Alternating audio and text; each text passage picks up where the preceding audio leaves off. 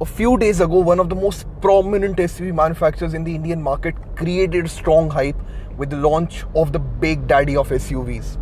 However, a little did they give importance to the fact that हर बाप का एक बाप होता है और वो बाप है ये.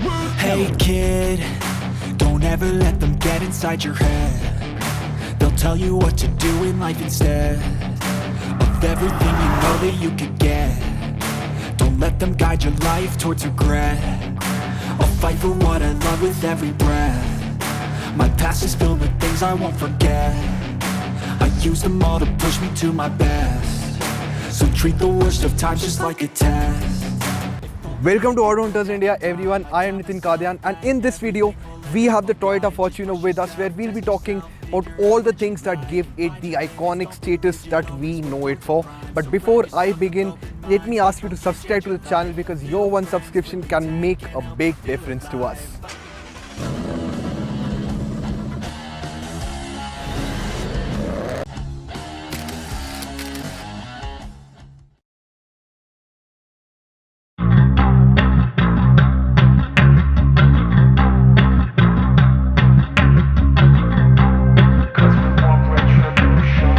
Usually, to start with, I always talk about the design, but I think with this vehicle, I should start with the fact कि जो Toyota Fortuner है, it definitely boasts a very strong road presence, and in my personal opinion, looks fantastic out there on the road.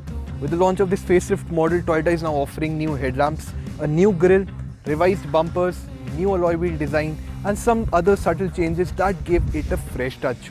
However, the SUV, it continues to boast its aggressive and sporty language, and somewhere I think it is one of those SUVs that you would definitely want to be seen in when out there on the roads.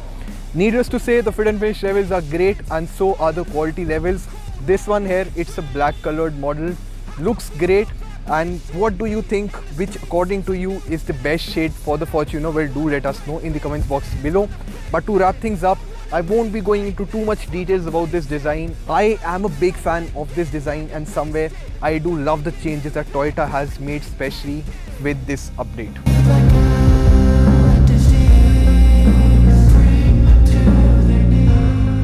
Now, on stepping inside the Toyota Fortuner, what you'll notice is the visibility factor or the in-cabin ambience. It is great. You sit very high. You have a good view of the hood up front. The visibility, it is great. The ORVMs, they are big. And in all, what you do feel sitting here is the overall control that you have over the vehicle. So you not only dominate, but in addition to that, the comfort levels, they are great as well. The seats, they are comfortable. The driver's seat, it can be adjusted in multiple ways. You do get electrical adjust for it. You have a central armrest. It is big, it is wide, and it also houses in a big storage bin right below. You also have two cup holders up front, a small tray to keep your phone, wallet or something like that. Some buttons to switch the driving modes, some others to control traction control, or maybe the hill hold assist, etc, etc. In all, the ambience, it is great. You do like the fact that the instrument console, it still is an analog unit. I personally love the dials. And in all, even steering wheel, it is bulky, it is big to hold. You do get paddle shifters, which are very easy to access. The infotainment system may not be very responsive, but the audio quality is something that will impress you. I would have appreciated slightly larger display. The central console also has options to control the AC unit. I do have an option to control the drivetrain, be it 4x2, 4x4 or low 4. I also have an option to control front seat ventilation from here, a 12-volt charging socket, a USB socket, and in all, everything, it is accessible from the driver's point of view. If I talk about the quality levels, you do get some hard plastics on the top of the dash, but you also get soft leather touch material on the instrument cowl or on the glove box, the top glove box here. You also have these soft pads on both ends of the central console. So in all, it's a mix of the quality, but what you will appreciate are the fit and finish levels. And in all, for the long-term usage, from the reliability point of view, it is a great dash. On the features front, you do have these auto-dimming IRVM, LED lights, a sunglass holder, push button start, and a long list of other features that you will be appreciated in your day-to-day experience. However, if you are somebody who appreciates sunroof, I am not so happy to report that the Fortuner misses out on one. But apart from that, if the front seat experience has to be taken care of, I think it's a great place to be in. Now, how good is the rear seat? How good is it if we have 3 people on board? Well, let's check that out as well. One thing that the Fortuner always boasted was a great rear seat experience. The seats, they are extremely comfortable. The lumbar support, the under thigh support, the overall cushioning, it is spot on. The front seat, it has been adjusted as per my seating position. I still have decent space. I can stretch my legs very easily. If I want to give some space to the third row passengers, what I can also do is just slide the seat forward and then backwards. So even at the maximum position at the front, I still have decent space. And I think if I talk about the seating experience in the third row especially, it is on the positive side. And I think it was the Fortuner that gave a better second row experience when compared to the Endeavour. Obviously, Endeavour is no more present in the market, but Endeavour was one of the toughest competitors for the Fortuner. On the ergonomics front, I do have a central armrest placed at a usable height, I would say. A place to keep my phone, a 12-volt charging socket, big bottle holders on both the doors, adjustable headrests, and also what I did miss were the cup holders on the central armrest. They are neatly tucked away, and when you need, all you have to do is press the button. On the safety front, well, I'm happy to report all the 3 passengers, they do get adjustable headrests, a 3-pointer seat belt for the middle passenger here. And how good is the overall experience with 3 people on board? Well, let us focus on that. While the seating experience in the third row is great, what I also want to mention is the scooped out headliner. So if you are a tall passenger, maybe 6 feet or over that, you have decent headroom in the second row. Now with 3 people on board, you have enough width. 3 people, well, they can easily comfortably sit in, I would say. And in all, even on the long journeys, I think 3 people here should not be an issue. Even the central passenger here, all thanks to an almost flat tunnel, has enough space for the legs to keep the feet, and I think it's a comfortable experience. And how good is the third row? Well, let's check that out as well. Before I step into the third row, let me tell you, going in and out is not a difficult process. All you have to do is pull this lever, the seat goes up, and all you have to do now is climb into the vehicle, which, let me tell you, is not a difficult task by any means. Once inside, you can actually pull that seat back. But if I talk about the space, let me use this seat. I have decent space, I would say, not something that I would be very happy about. I am 5'10" for the reference. Anybody who's around 5'6" would be comfortable, would have enough space. I do sit with the knees up position, so the under thigh support, it is almost negligible. The headroom, however, is decent. I do have storage bins on both the ends. I have dedicated AC vents for me, the charging socket on the other end, and even the visibility from outside, all thanks to this quarter glass, it is decent, I would say.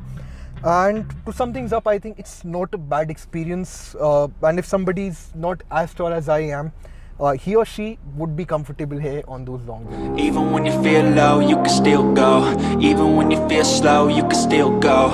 Even when there's no hope, you can still go. I never answer to no, man, I still go. Go, go, go, go, go, go, go, go, go, go, go, go, yeah, go. Now coming to the driving part of the Toyota Fortuner, one thing that I have to admit is the performance. Well, it is great.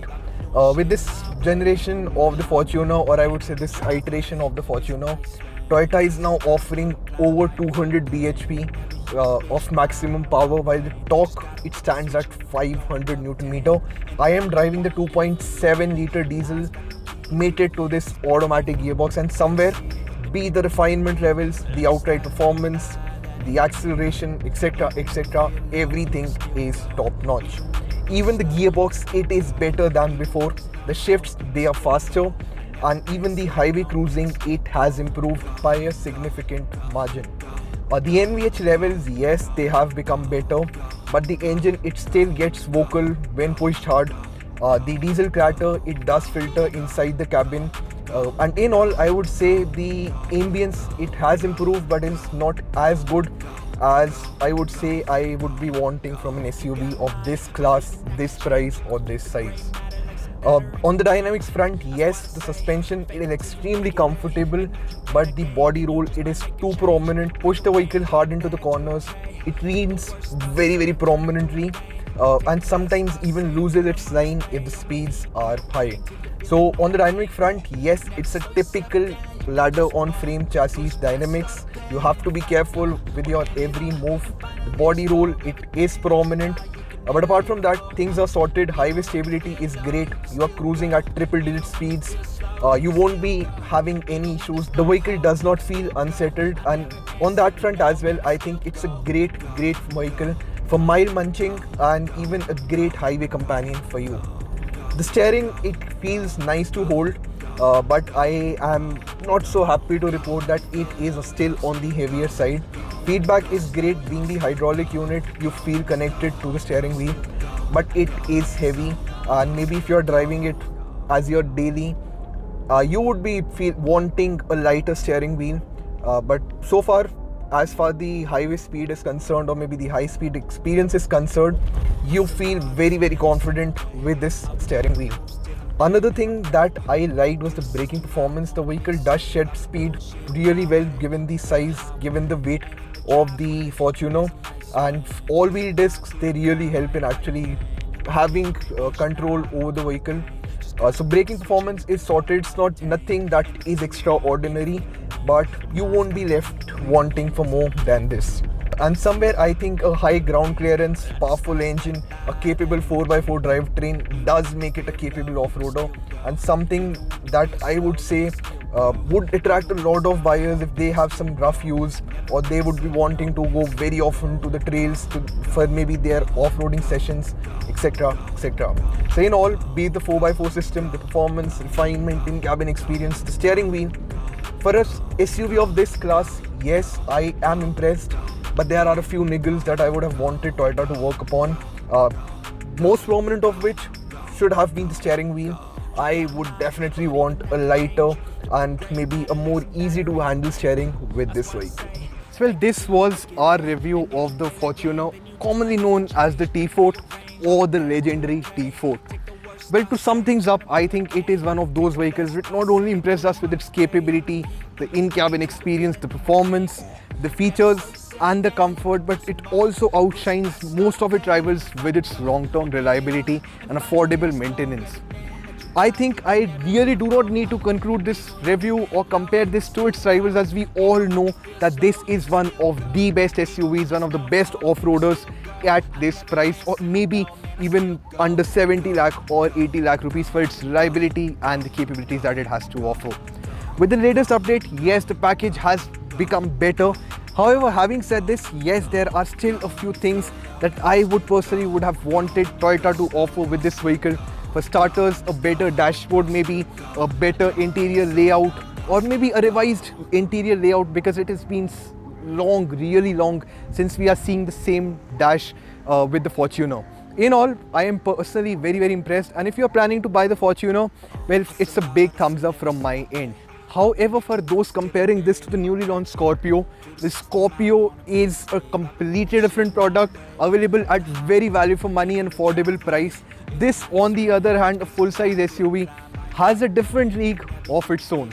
So comparison of these two SUVs, at least in my opinion, is not something that we should actually look forward to. With this being said, you watching AutoHunters India, I am Nitin Kadian. Before I go, I'm again requesting you to subscribe to the channel and hit that bell icon so that you will be notified every time we put up a new video. Even when you feel slow, you can still go. Even when there's no hope, you can still go. I never ran, said no, man, I still go.